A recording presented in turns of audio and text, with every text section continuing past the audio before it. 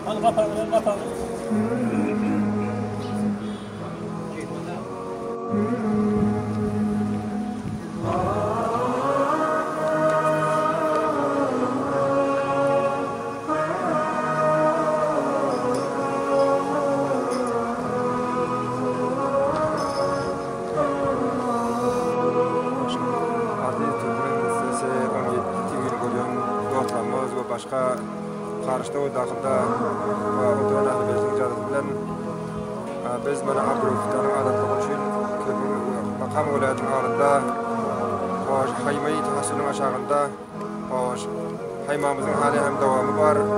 Bu hayma uğurlanı bizlerin muvaffakiyetlerimiz ve bizim kamyablığımız bu rekordu cihani ki bir yerde tahassul için ve itiraz için edilen mesela bu endada devam eden mesela hiçbir kavimde ve hiçbir millette ve hiçbir tayfada bulundadır.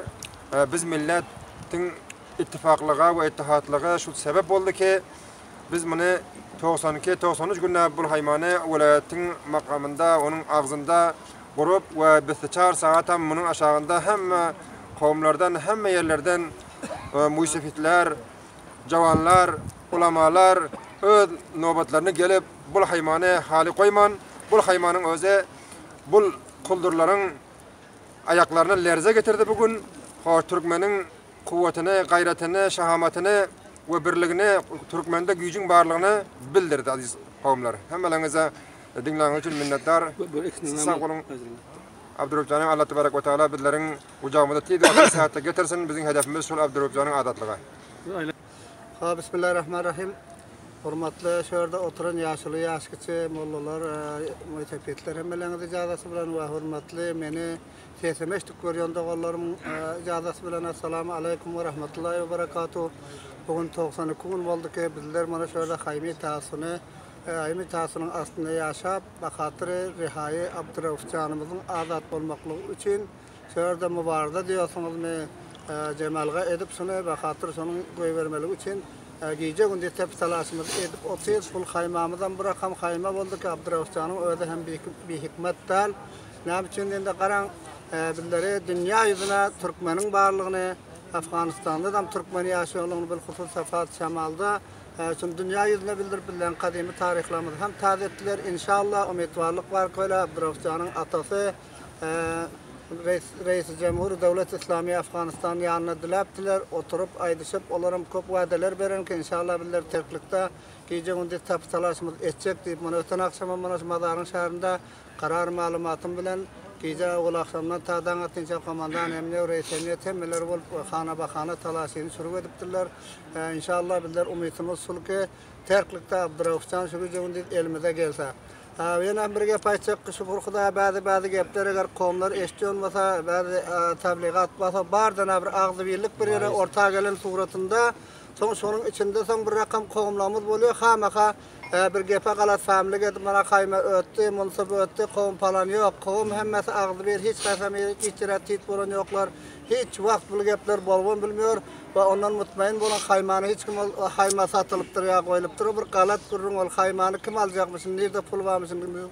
Şu geplere kelle açılanıyor, bir adamlar aydık qoy veriyor, paranladıp o gepleri çalıp veremem ve başka hem bir malumatımız geldi ki karar bir raporunu Şöhrden Marşal Sahibi Abdurreşid dostum rahberi Hizb-i Cümhuriyet Milli İslami Afganistan'ım şöhrdaki yaşullahımızı Nebi Bayi ve Kabil'daki yaşullahımızı çağıranmışsın. Şu gün inşallah olaram dinavun qıydı çağıran eken yanında oturun eken raylı dostum bile bugün atası hem dilecek solarla oturuşmalı olan bundan ağa olun. Teşekkür kavimler dinleriniz için. Her babattan bekülü mutmain bulun. Ta Abdurrahman gelmese bu haybe koy verilmez. İnşallah kavimler hemme kavmin gepi. Öz gepimde kavmin gepi. Beste hemme Afganistan boylu yaşayan Türkmenlerin gepi şolu ki haybe koy verilmiyor. Teşekkür. Bismillahirrahmanirrahim. Assalamu alaikum. Hormatly televizyon görüyorum. Siz bizim bu sözümüzü daha son haymadan görüyorsunuz, işliyorsunuz. Bizler 92 gün oldu yani Ekim Hacı hem şunu yatlar öttü, haymanın kurulunluğu bu çakaşa devam ettiğimiz diyor. Henüz bizler Abdurrahman'ı ele getirdiğimiz yok. Mümkün tezlikte ele gelse, hükümet çok telaş ediyor. Şol oğlunu bizlere tahap verecektir.